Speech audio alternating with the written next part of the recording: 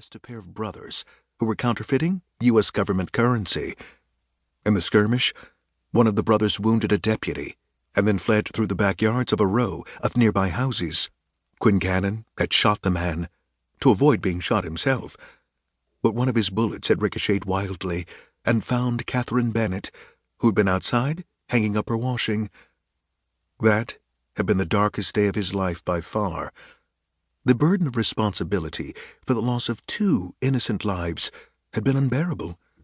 Guilt and remorse had eaten away at him, led him to take so heavily to drink that he'd been in danger of losing his position as a Secret Service operative. 2 things saved him. The first was another counterfeiting case that led him to the Owyhee Mountains of Idaho. The second was meeting Sabina, then a pink rose attached to the Pinkerton Agency's Denver office, who was there on an undercover assignment of her own. Their investigations had combined, and the successful resolutions to both had led him to make peace with himself, and to the eventual creation of their detective partnership. Not a drop of alcohol had passed his lips since then, nor ever would again. Nevertheless, he continued to frequent Houlihan's on a sporadic basis, or had, until he and Sabina tied the marital knot 6 months ago. His visit there today was only his second in that half-year's time.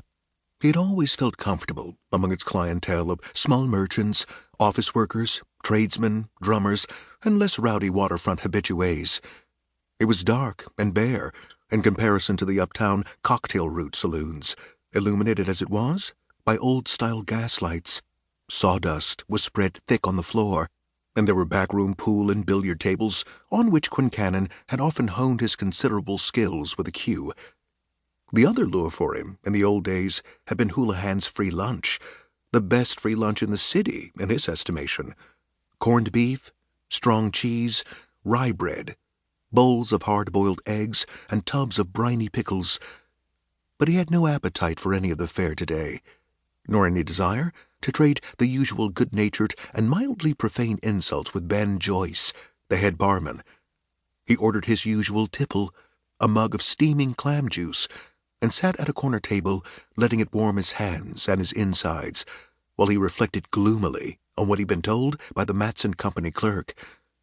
James A. Varner and Simon Reno, 2 of the many fictitious names utilized by the slick and slippery grifters he had pursued the past 2 weeks, and who had escaped his clutches by inexplicably sailing away to what had formerly been known as the Sandwich Islands.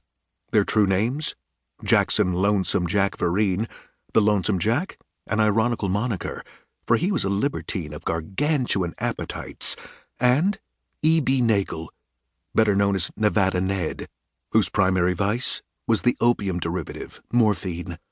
During their lengthy careers, the pair had first engaged in bait and switch and gold brick trickery, then graduated to confidence games involving phony stock swindles that netted greater profits.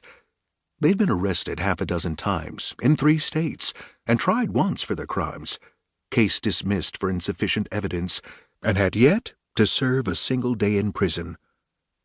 Their latest mark had been R.W. Anderson, a nouveau riche Oakland resident who owned several East Bay dry goods establishments and who had recently begun investing in the stock market. Vereen and Nagel had made his acquaintance and insinuated themselves into his confidence by posing as Eastern investors with inside knowledge of the commodities market. Mr. Anderson had allowed himself to be talked into the purchase of $2,000 worth of bogus shares in a non-existent Nevada silver mine. This error in judgment had been exacerbated by the commission of a mistake even more egregious. Anderson, a trusting soul, had permitted the 2 swindlers to examine his slim but valuable portfolio of stock certificates and bearer bonds, then foolishly left them alone in his private office while he went to answer a call of nature. The 2 miscreants, naturally, had seized the opportunity to make off with the portfolio. Embarrassment, distrust of the police, fear that word would get out and damage his standing in the community had kept him from reporting the theft. It had taken all his courage to seek the aid of a private agency, he admitted to Quincannon. That, plus a healthy dose of anger, a burning desire to see the thieves punished, and the slim hope that the